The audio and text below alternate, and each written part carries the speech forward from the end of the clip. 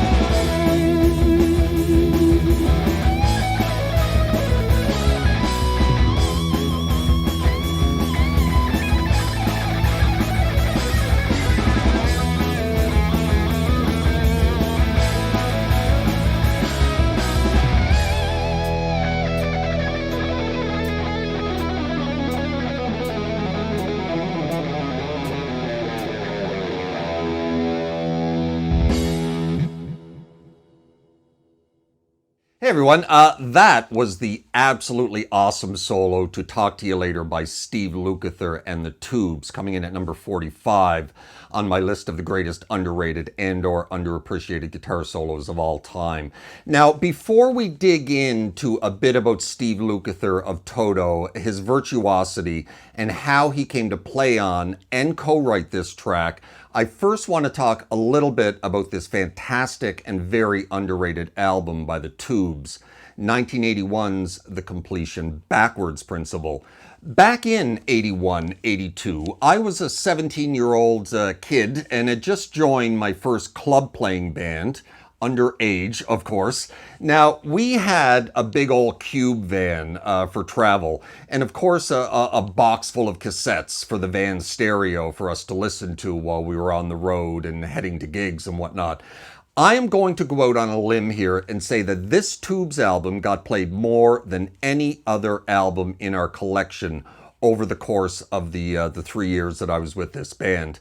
Every single one of us absolutely loved this album. And there were never any dissenters among us whenever someone suggested putting on the Completion Backwards Principle. We would load up all of our gear, hop into the van, immediately throw on the Completion Backwards Principle, and off we would go to the gig, wherever that may be on any given weekend. At this point in my life, I personally was pretty strictly a hard rock metalhead. In my musical listening tastes, Van Halen and Iron Maiden and Ozzy Osbourne and Black Sabbath and Judas Priest and Saxon, but I absolutely loved this album by the Tubes. It's somewhat of a highly polished power pop rock album with touches here and there of funk and soul and R&B. It was quite the departure from the band's earlier work, and it took a lot of their fans quite off guard upon its release. Now, when I say that it took many of their fans off guard, they didn't exactly have a whole lot of fans. They were very, pretty much underground at this point in the late 70s and didn't sell a whole lot of records. They were known mostly for their wild, controversial, and often sexually charged and explicit live shows. Aside from the absolutely fantastic White Punks on Dope from their debut album, the music of the Tubes during the 70s was mostly satirical, humorous silliness, and came secondary to their much more exciting performance art live shows. That would all change with the Completion Backwards Principle in 81. An album, at least from the sounds of it, sounds very much like the work of a band ready to finally take themselves seriously from a musical and songwriting standpoint. Having recently been dropped by their record label A&M for lack of sales after, I think, 5 albums, and subsequently re-signed to Capitol Records, the pressure was on for the band to finally produce some music that people actually wanted to listen to and, of course, to buy. Capitol would hook the Tubes up with, of all people, David Foster, producer David Foster, to produce and co-write the new album and see if he could maybe draw a hit or two out of these guys and put them on the musical map and sell some records. Now, David Foster at this point had yet to become the mega pop star producer that he would eventually go on to become. But in the late 70s, early 80s, he still had a bit of an edge to his songwriting and producer stylings. Before eventually, of course, going on to pretty much a career producing and writing top 40 soft pop with the likes of Chicago and Whitney Houston and Celine Dion and Barbra Streisand and Kenny G and the like. I was actually stunned to discover just the other day that it was actually David Foster who produced this album. I had no idea, but like I said, it was early in his producing career, and at this point, he was producing and co-writing stuff with the likes of Earth, Wind and Fire, Boz Scaggs, Alice Cooper. Regardless, produce it he did, and he, along with the rest of the band, put together a highly polished, absolute gem of an album without one weak track. It was a concept album of sorts, but a concept more in style, really, more so than in the music that the album contained. None of the songs are linked by concept, as far as I can tell, but the concept is in the album artwork and the spoken word intro and the band's new aesthetic style. You know, it was all very much a play on 50s corporate motivational records. The band would clean themselves up, all the way up, from the way they previously looked in the 70s, something like this. A fine-looking bunch of 70s rockers, if I do say so myself. But with the completion backwards principle, they would don business suits and they would all cut their hair off and they polished their sound and completely reinvented themselves with, of course, the help of David Foster at the producing helm. I actually discovered the band with this album in '81, and I didn't know what to think of the look of them. They actually legitimately looked like a bunch of businessmen on all of the album's artwork.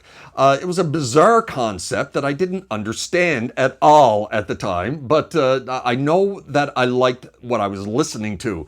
I didn't quite clue in that it was all just a gimmick, I suppose. Now, some would call this album somewhat uneven, including me, but for different reasons. And usually that would be a criticism to level at an album, but not this one. Though from one song to the next, you never know what's coming at you next. Every single track on this album is strong. Now, usually when the criticism of a band having an uneven album is leveled, it usually means one of two things. Too many bad songs mixed in with the good, or the band trying to branch out into different styles and genres and failing at it. Not the case here. Now, while still retaining some of the humor and playfulness of their previous work, the Tubes throw their hat into about 6 or 7 different genres of music throughout this album, and they nail every single one of them. The power ballads, Amnesia and I Don't Want to Wait Anymore, are both beautifully written, beautifully sung and performed. Both should have been huge hits. The 2 or 3 harder edge tracks on the album, including Power Tools and Talk to You Later, are all stellar. Then there's the somewhat 80s new wave sounding and synth-driven Think About Me, which is another great track. And as I've already said, the Tubes have always had this silly, goofy, satirical side to their music. And on this album, that continues to a degree. And the 3 that stand out in that regard are the very fun Sushi Girl, Mr. Hate, and Attack of the 50-Foot Woman.